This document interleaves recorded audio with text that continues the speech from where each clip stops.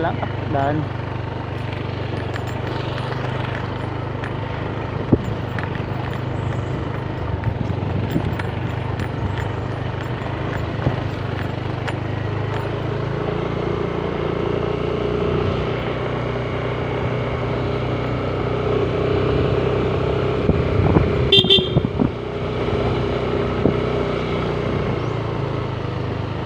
Tiging.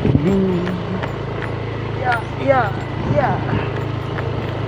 Tiging.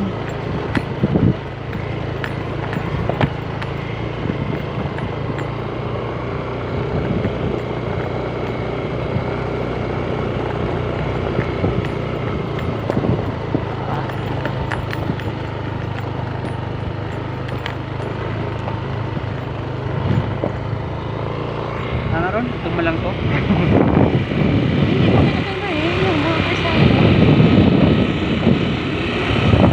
Mga 2 minutes.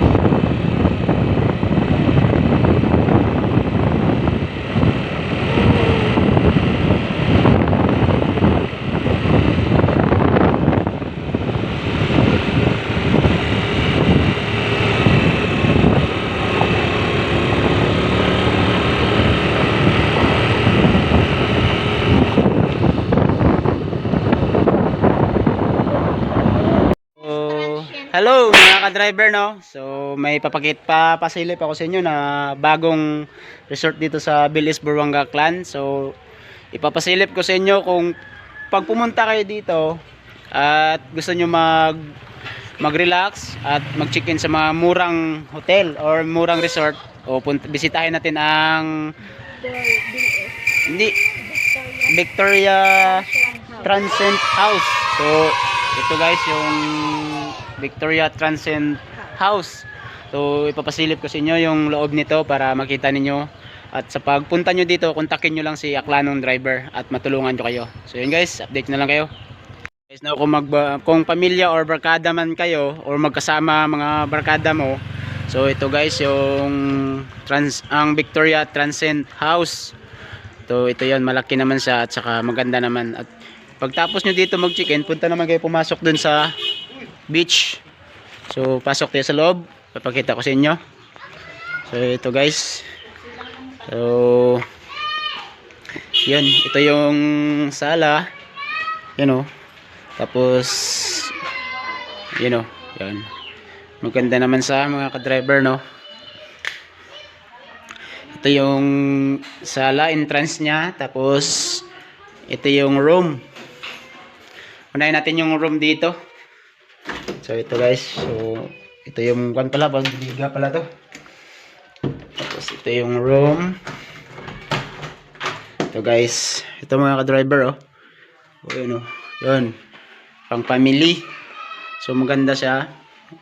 Maganda naman. Tapos electric fan lang. Hindi na kailangan dito mag aircon kasi yung lugar dito malamig na. Yan. Ito yun mga room nya. Buksan natin. Ito naman ay pang barkada. Saan yung? Ito ay para pang mga pang barkada naman or family. Yan o. Yun. Yan po mga ka-driver. Pang pamilya, pang barkada. Kasi dito mga 6 katao. So next natin yung sa kabilang room. Lipat tayo dito. Dito yung kitchen. Yan o. Gusto nyo magluto or may mga dala kayong pagkain, pwede naman dito lutuin. Tapos ito yung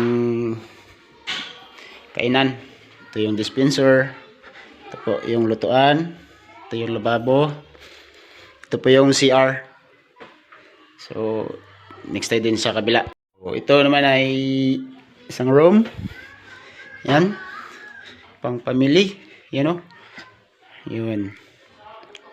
Yan mga ka-driver, sa gustong magbisita dito, kontakin nyo lang si Aklanong driver. Hindi na kailangan yung aircon dito kasi yung lugar dito malamig na talaga. Napakalamig dito. Tapos pagtapos naman dito kayo mag-check-in, pwede naman kayo pumunta doon sa beach. Ipapakita ko rin yun doon, yung beach na yun. So yun. Yung gusto ko masaya dito yung mga ka-driver, no? So napakaganda dito mag-relax, maganda yung air ng hangin.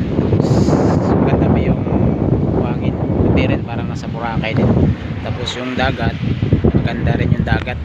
Ano rin. Tapos doon yung bagong hotel na naman na pinapatayo. Bago na naman yun. At saka pag natapos yun, lalo pang gaganda to kasi